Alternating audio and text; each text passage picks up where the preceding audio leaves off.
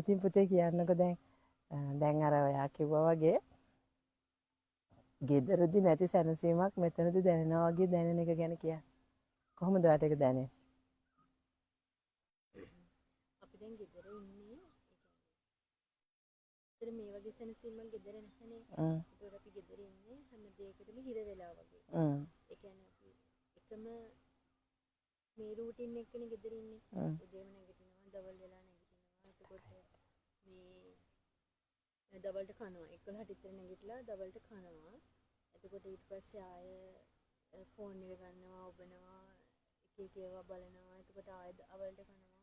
එහෙම රූටින් එකක් නෑනේ. එතකොට දැන් අපි එතන හැමදාම එකම හිර වෙලා එතනම ඉද්දි දැනෙන අර ෆීලින් එක නෙමෙයි මෙතනට ආවම තියෙන්නේ. ඒ කියන්නේ උදේම නැගිටිනවා. එතකොට ඊයර මෙතන තියෙන පරිසරයත් එක්ක හිත කියන දේ මාරස් මර මේ කාම් වෙනවා.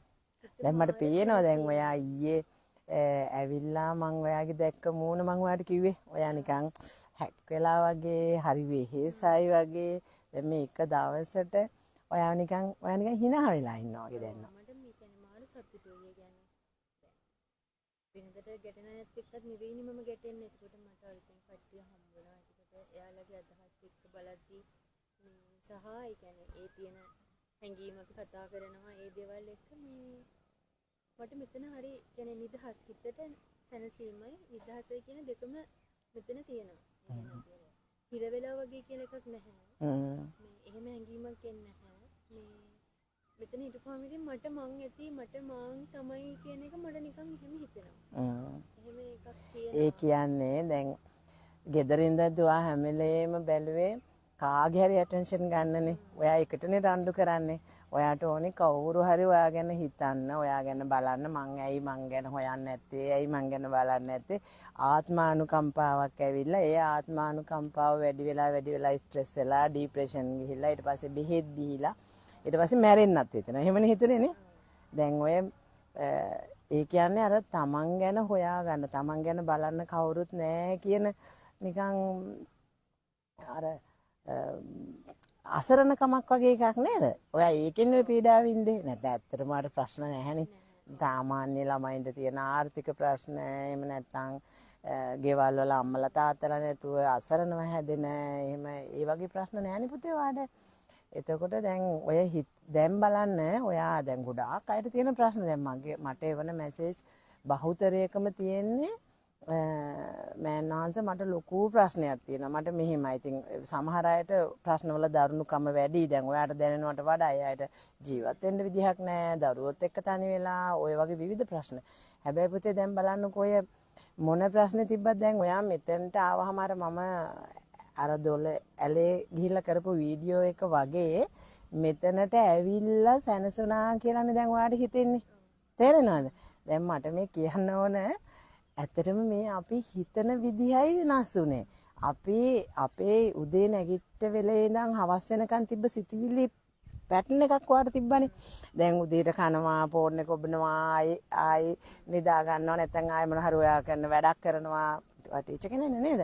ඒතර ඒ පෙර පාසල් යනවා, ඒව කරනවා. ඊට පස්සේ දැන් ওই විදිහට දැන් ওই ටික එකම වෙලා දැන් ඔයා ගෙවන ජීවිතේ තියෙන බෝරින්කම මම ඊට වඩා දෙයක් හොයනවා. මට මේකද මගේ ජීවිතේ.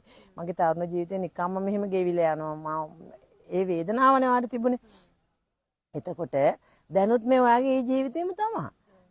දැනුත් මෙහෙ ආවා කියලා ඔයාගේ ජීවිතේට මුකුත් වෙනසක් වුණේ නැහැනේ.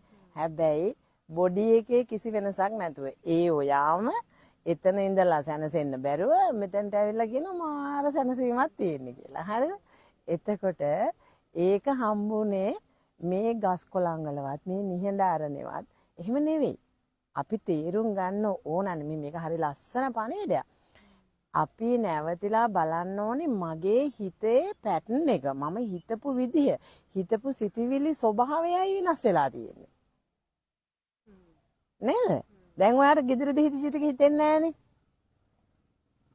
නේද? දැන් ඔයාට හිතෙන්නේ නැහනේ ෆෝන් එක අරගෙන අරක කරන්න මේක කරන්න තව කෙනෙකුට ප්‍රෙෂර් කරන්න මං වෙනුවෙන් මෙහෙම කරන්න. දැන් ඔයා එහෙම හිතන්නේ නැහනේ. දැන් ඇතුලෙන් එහෙම හිතන්නේ නැති නිසායි පුතේ ඔය දැනසීම.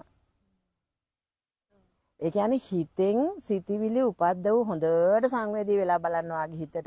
ඔයා සිතෙන් සිතිවිලි උපද්දවපු ප්‍රමාණය. ඒ උපදනකොට තව කෙනෙක්ගේ ඇටෙන්ෂන් ගන්න ඒ අයට ප්‍රෙෂර් කරපු හැටි. ඇයි මං ගැන බලන්නේ නැත්තේ? අර ඔයාගේ සිතිවිලි නේම. ඒ සිතිවිලි ටික නේද දැන් උපදින්නේ නැත්තේ. ඒ ටික ඔයාගේ ආපස්සට ඇතුළට ගිහිලා සංසිඳිලා නිසා ඔයාට ඔය සැනසීම. දැන් ඔයා ඔය බොඩි එක අරන් ඔය මානසිකත්වය අරන් දැන් ඔයා ගෙදරට ගිහිල්ලත් ඔහොම හිටියොත් ඔයාට ඒත් ඒ සැනසීම තියෙනවා. එතකොට ඒක නිහඬ හැබැයි අර අපිට මේ වගේ කල්යාණ මිත්‍රයෝ ඉන්න මේ පරිසරයේ ප්‍රයෝජනවත් නැත්තේ නැහැ ප්‍රයෝජනවත්. ඒ කියන්නේ අපේ මේ ආයතන හයම පුරුදු වෙලා තියෙන්නේ හරි කාමාවචර ස්වභාවයකට හරි ප්‍රශ්න ගොඩකට. ඒ කියන්නේ දැන් මෙහෙදි ඔයාට මේ කල්යාණ මිත්‍රයෝ ඔයාගේ ඇස නිවන රූප පේනවා කන නිවන ශබ්ද ඇහෙනවා නේද? ඒ නිසා ඔයාට මේක හරි උපකාරයි. ඒ වුණාට දැන් ගෙදරදී අම්මා වේවා සහෝදරයෝ වේවා ඔයා කරන ජොබ් එකේ පරිසරය වේවාගේ හස්බන්ඩ් වේවා ඉතින් ওই ටික ඔක්කොම ඔයාට අර මේ දුවන ලෝකේ වේගෙත් එක්ක දුවනේ ඔයාට ඔය නිවීමක් ගැන කතා කරන්නේ සැනසීමක් ගැන කතා කරන්නේ. ඉතින් ඔයාට ඒක ඔයාගේ ඇතුලෙන් ඒක ගලප ගන්න තේරෙන්නේ නැහැ. يعني ඔයා හොයන්නෙත් ඒගොල්ලෝ කියන විදිහට ගිහිල්ලා සැනසීමක්නේ. හැබැයි අපිට තේරෙන්නේ නැහනේ මේ මගේ ඇතුලේ මේ හිතන විදිහ වෙනස් කරගත්තාම මට සැනසීමක් තියෙනවා කියලා නේද පුතේ? ඒකින්ද ඔයා දැන් මෙහෙම හිතන්න. ගෙදර ඉන්න හැමෝගෙනුත් දැන් ඔයානේ මෙතනට ආපු කෙනා. දැන් ඔයා මේ සැනසීම අරයි යන්න. එතකොට ඔයා ඒ සැනසීම මේ වීඩියෝ එක ඔයාලට ආයෙ බලන්න පුළුවන්. මේක දැක්කොත් එතකොට ඔයාලට මේකම ප්‍රයෝජනවත් වෙයි. ඔයාට අතහැරෙන වෙලාවට ආයෙත් ගන්න. අරගෙන බලන්න. බලලා ඔයා තේරුම් ගන්න ඔයාගේ හිතන විදිය වෙනස් වුණොත් විතරයි ඔයාගේ සැනසීම අයින් වෙන්නේ. දෙන්නද? ඒතර ඔයාගේ හිතන විදිය තුල ඔයා පොසිටිව් වෙලා ඔයා ඔය නෙගටිව් තව කෙනෙකුට ප්‍රෙෂර් කරන තව කෙනෙක්ගෙන් යැපෙන්න හදන මානසිකත්වය අයින් කරලා උදේ නැගිට වෙලාවෙ ඉඳලා සතුටෙන් ඔයාගේ ජීවිතයට ආදරය කරන්න ඔයා ගැන හිතන්න ඔයාගේ බොඩි එක ගැන හිතන්න ඒකලා ගෙදර ඉන්න අම්මට සහෝදරයින්ට උදව් කරන හැටි ගැන හිතන්න ඒ විදිහට ඔයාගේ ජීවිතේ ඔයාත් සතුටු වෙලා ඔයා නිසා අනිත් අයත් සතුටු වෙන විදිහට හැසිරෙන්න. තේරෙනවද? ඉන්නේ මේ විදිහට ඔයා වෙනස් වෙනකොට ඔයාව පහනක් වෙනවා, ඔයාව ආලෝකයක් වෙනවා එයාට. තේරෙනවද? එතකොට එහෙමයි මේ ධර්මය කියලා කියන්නේ පුතේ ඇත්තටම විද්‍යමාන වෙන දෙයක්. ඒ කියන්නේ එයාගේ චරිතය තුලින් දැන් මිනිසුන්ට එකපාරට ධර්මයේ මේ වචන වලින් ගන්න බෑ. හැබැයි ඔයා මෙතනට ඇවිල්ලා ඔයා වෙනස් වෙලා ගියොත් ඒගොල්ලෝ බලනවා අනේ කොහොමද එහෙම වෙන්නේ? අන්න එතකොට එයාලා ඒ ධර්මයට ආදරය කරනවා. තේරෙනවද? ධර්මය කියලා කියන්නේ අපේ හිතේ සිතිවිලිම තමයි. හැබැයි ඒ සිතිවිලි වේගය ගලාගෙන යද්දි අපි ඒක අපි මේක කල්යාණ මිත්‍රයෙක්ගෙන් අහලා මොකද කොහොමද සිතිවිලි ගලාගෙන යන එකනේ අපි ඕකට අහු වෙලානේ දැන් ඉන්නේ. ඉතින් දැන් ඒක පොඩ්ඩක් අපි වෙනස් කරගන්නේ කොහොමද කියලා අපි හිතමු. දෙන්නද? ඒතකොට කල්යාණ මිත්‍රයෙක්ගෙන් අහගෙන මේ හිතම වෙනස් කරලා දකින්න දැක්මකට තමයි යන්නේ. තේරෙනවද? ඒ වෙනස් වීම ඇතුලේ ඔයා සැනසීම ලබන්නේ. ඒකයි මම හැම වෙලේම කියන්නේ අතීතයේ ගැන දැන් ඔයා හොඳට බලන්න. ඔයාට ඒ සැනසීම අහිමි වෙච්ච හැම තැනකම පුතේ ඔයා ඉඳලා තියෙන්නේ එක්ක අතීතේ. එක්ක අනාගතේ. මම දන්නවා ඔයා වැඩිපුරම ඉඳලා තියෙන්නේ අනාගතේ. මොකද අනාගතේ මෙහෙම කරන්න ඇයියා මට මෙහෙම වෙන්නේ නැත්තේ. මං මෙහෙම ඉන්නවා. මට එයාත් එක්ක අනාගතේ මෙහෙම ප්ලෑන් ඕනේ. හැබැයි එයා තාම මෙතන. නේද? එතකොට ඔයා අනාගතය ගැන හිතන්න ගිහිල්ලා ඔයාට මේ වෙලාව තිබ්බ සතුට. දැන් ඔයා හුස්ම ගන්න ඔයා ජීවත් වෙන්නේ මේ මොහොතේනේ පුතේ. නේද? එතකොට ඔයාට මේ වෙලාව දැන් අනාගතය ඇවිල්ලාම නැහනේ.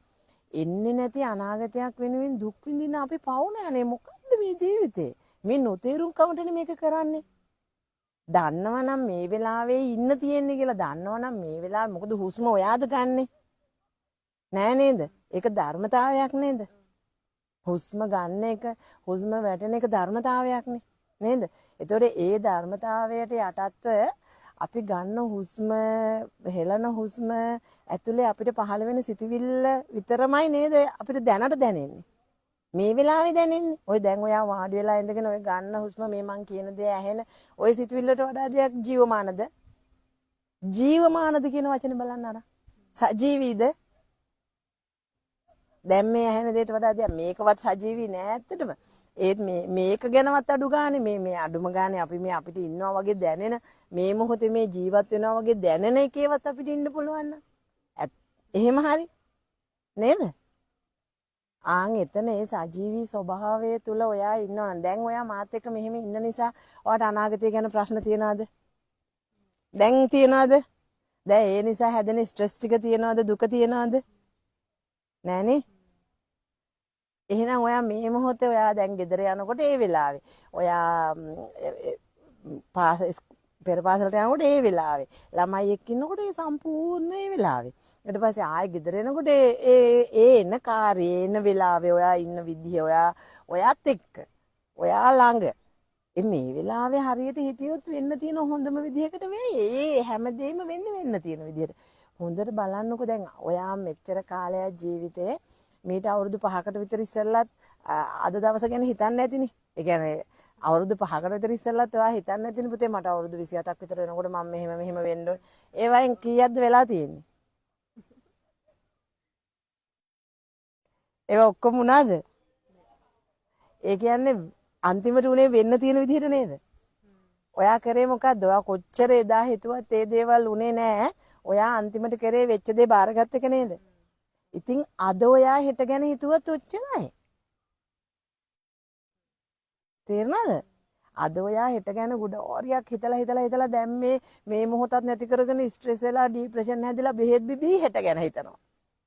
එහෙම නේද කරන්නේ? දැන් එහෙම කරන් ඔයාට ආයි මොකද වෙන්නේ? දැන් ඔය තව අවුරුදු 4කට 5කට ඔයා හිතන ඔය කතන්දර ටික කොයිවද වෙන්න තියෙන දේ ටිකනේ වෙන්නේ.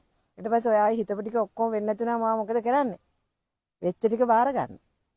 ඉතින් දැන් මේ මොහොතේ සැනසීමෙන් ඉඳලා මහ ලොකු ප්ලෑන් හදලා පීඩාවටපත් නොවි වෙන දේ බාරගත්තා නම් ඔයා හැමදාම සතුටින්. තේරුණාද? නේද?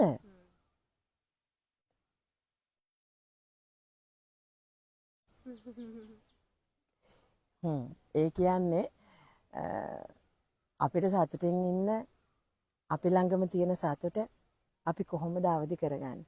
අපිටත් පුතේ තේරුනේ නැහැ. ඒ කියන්නේ අපිත් ඔය වගේ ගිහිල්ලා කල්යාණ මිත්‍ර හොයාගෙන ගිහිල්ලා මේ ජීවිතේ සැනසීමක් ඇති ඒක හොයන්න ඕනේ කියලා අවුරුදු 10 15 දැන් ඕවගේ පස්සේ ගිහිල්ලා මේ අන්තිමට තේරුම් ගත්තේ නවතින්න කියන එක. අර අඟුලිමාලට බුදුරජාණන් වහන්සේ කියනවා වගේ අඟුලිමාල මම නැවතිලා ඉන්නේ නවතින්න. ඔබ නවතින්න කියලා. ඉතින් අන්තිමට තේරුම් ගත්තේ මේ හිතේ දිවිල්ලෙන් නතර වෙන්න කියන එක. ඔයා හිත දුවවනක ධර්මතම ඔයාට පීඩාව පුතේ. ඔයා ඔයත් එක්ක ඔයාගේ හිත නතර කරගන්න හැම තැනකම ඔයා සැනසීමේ. නේද? මේක ලේසි නැති එක තමයි තියෙන්නේ. හැබැයි හුඟා පීඩාවටපත් වුනහම මේ කතාව ඇහුනාම ටක් ගාලා ඒකට ඒකේ තියෙන සැනසීම අත්විඳිනකොට දැන් ඔයා මෙතනට ඇවිල්ලා මේ මොහොතේ මේ නිහඬාරණ තුල ගෙවන ජීවිතයේ මේ දවස් දෙක මේ සැනසීම අත්විඳිනකොට ඔයාට තේරෙනවානේ මේ මෑනියෝ කියන මේ ප්‍රායෝගික කතාව මොකක්ද කියලා. ඒතර ඔයාට පුළුවන් පුතේ ඔයා ඉන්න තැනකට මේ හිත අරගෙන යන්න.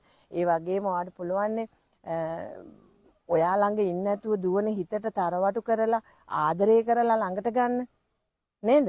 එයාව පුතේ අර පුංචි අවුරුදු 2ක් විතර වෙනකොට ඔයාට මෙහෙම හිතක් තිබ්බේ නෑ මෙහෙම වටේ දුවන්න. එහෙම කියන්නේ අපිම තමයි මේ දේවල් ගැන දැනුවත්භාවයට භාෂාවක් අඳුන ගන්න ගිහිල්ලා ඒ භාෂාවට නම් කරලා දේවල් ගැන දැනගෙන ඒ දැනගන්න දේවල් වලට ගොඩාක් වටිනාකම් හදලා ඒ වටිනාකම් වලට ලෝභ වෙලා තණ්හා වෙලා තමයි ඔය හිතන්න හිතක් පුරුදු වෙලා තියෙන්නේ ඇතුලේ. තේරෙනවද? මේ කියපු ටික ආයෙ අහලා බලන්න. ඒ කියන්නේ එහෙම තමයි අපිට මේ දෙවන්නේක් ඇතුලේ ඉඳන් කුටු ගාන හිතක් අපි ළඟ දැන් මේ තියෙන්නේ. අපිට පේන්නේ නැහැ ඒක. අපිට පේන්නේ එයාම තමයි ඉන්නේ කියලා. තේරුණාද? එතකොට දැන් ඉන්නේ කුටු ගානේ ඇතුලේ කියන කතා කරන කෙනානේ අපිට දෙන්නේ නැත්තේ සැනසීමෙන් ඉන්න. ඔහොම කරන්න එපා, අරම කරන්න එපා මෙහෙම. එයා එහෙම අපි අරගෙන ආවද එයාව? අපි ඉපදෙනකොට එහෙම කෙනෙක් හිටියේ නෑ. අපිට තිබ්බේ ප්‍රභාෂර සිත. පුංචි කාලේ එහෙම කෙනෙක් හිටියේ නෑ. එතකොට දැන් එයා ඔය දුවලා පුරුදු වෙලා තියෙන ගතිය අපිමනේ පුරුදු කරලා තියෙන දේවල් වලට තණ්හා කරලා.